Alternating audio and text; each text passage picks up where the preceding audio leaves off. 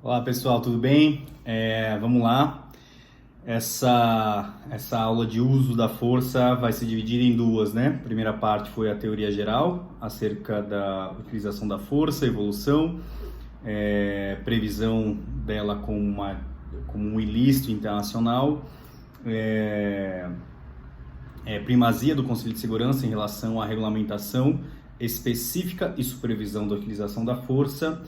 E, enfim, e formas com que essa utilização da força pode ser relativizada no âmbito da sociedade internacional. Enfim, a gente vai agora para um regramento mais específico, aquelas tradicionais guerras, digamos assim, né? Isso, a previsão disso hoje, conforme falei anteriormente, ela é completamente regulamentada. Então, a regra, embora soe um pouco estranho, né? Tem-se um regulamento a ser seguido, deve ser respeitado. E esse regulamento, essa regulamentação, ela se subdivide em três: antes da guerra, durante a guerra e pós-guerra. E por que ela se divide em três? Primeiro que você tem, tudo que eu ensinei até agora é o chamado direito nacional da paz, né? O relacionamento internacional, como se dão as convenções, quem são os sujeitos, formas deles solucionar os conflitos, enfim, tudo isso é direito nacional da paz. Agora a gente tem um outro direito internacional, um direito internacional quando da ausência da paz, entendeu? E esse direito nacional, ele não pode ser ausente de qualquer tipo de regulamentação, não. Muito pelo contrário. Tem regulamentações específicas para esse período e é por isso que chamamos isso de direito humanitário. Até porque os direitos humanos devem ser respeitados durante esse período. Então você faz, primeiramente, uma divisão. Bem, estamos em tempo de paz, tem esse direito nacional da paz, estamos em tempo de guerra, temos o direito da guerra em relação aos direitos humanos, os direitos humanitários, perfeito? Então, assim, antes e depois, né?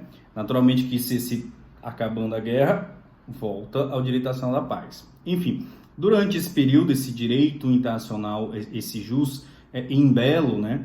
E em relação aos direitos humanos, os direitos humanitários, há que se fazer claramente uma diferenciação entre quem são os militares e quem são os civis, entendeu? Agora, isso não ocorre da noite para o dia. Isso tem que... os civis precisam sair eventualmente das áreas de conflitos, precisa ter um prazo para que eles saiam dessas áreas de conflitos, para que eles não sejam prejudicados, entendeu? Há também, por exemplo, uma circunstância de quais os tratados vão ser observados, né? Naturalmente que os tratados de direitos humanos, eles continuam em vigor e eles são válidos para a população civil de cada estado. Agora, naturalmente que se há uma ruptura das relações diplomáticas, estamos com dois países conflitantes, utilizando da força de forma recíproca, os tratados bilaterais, eles perdem vigor, não é? Aqueles que afetam terceiros estados aí são analisados caso a caso e assim por diante. Enfim, primeiramente temos o jus ad bellum, aquele direito antes da guerra propriamente dita, ou seja, vamos entrar em um conflito de interesse, mas esse conflito de interesse tem que ter esse conflito de forças, né? Essa medição de forças entre estados tem meio que uma data para ocorrer, assim, não com a data para ocorrer, mas assim, coisas que devem acontecer antes. E o que demarca claramente disso é a declaração de guerra, né?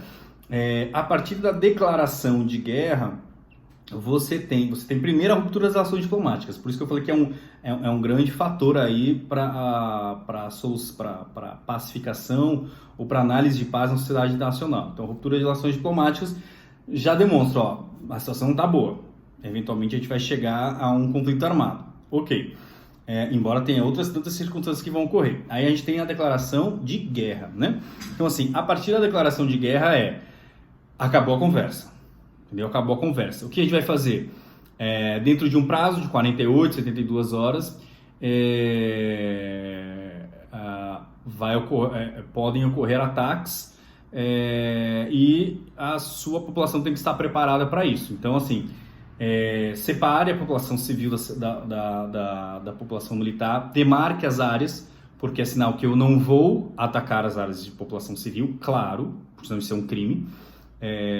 Igual eu falei, tem-se os combatentes da população civil, tipo, aquela pessoa que não tem hipótese nenhuma ter condições de combater, de entrar em combate, ela não tem o porquê ser ferida, né?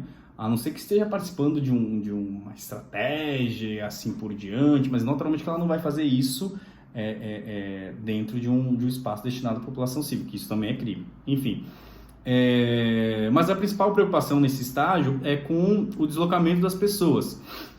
Então, por exemplo, assim, a partir que o chefe de Estado declara guerra, os seus diplomatas, caso ainda hajam diplomatas naquele outro estado, no segundo estado, eles devem recolher essas pessoas. Então, por exemplo, o Estado Brasil, hipoteticamente, que Brasil e Argentina. Então, o Brasil vai lá, manda alguns, após a declaração de guerra, manda alguns aviões e recebe alguns aviões argentinos para recolhimento dessas populações cíveis, né, que estão nesses outros territórios. Ou então, para o aviso, se vocês querem permanecer, primeiro, vocês não podem ser prisioneiros de guerra, vocês fazem parte da população civil, mas assim... tem a possibilidade, então tem que se garantir a segurança de deslocamento dessas pessoas. Isso também é analisado na declaração de paz por o que a gente chama de paridade de armas, porque senão se mostra completamente desvantajoso para um Estado. Não é que eu declaro guerra a um Estado que não tem condição nenhuma de se defender. Vamos lá, Estados Unidos declara guerra a Haiti, não tem o porquê, a sociedade nacional não tem o porquê permitir isso, seria uma carnificina, né? Enfim, então, primeiro, quem declara guerra tem que ter a possibilidade de ganhar a guerra. A Haiti vai declarar guerra para os Estados Unidos, então isso já vai sofrer uma intervenção do Conselho de Segurança nesse momento. Outra é para paridade de armas, né?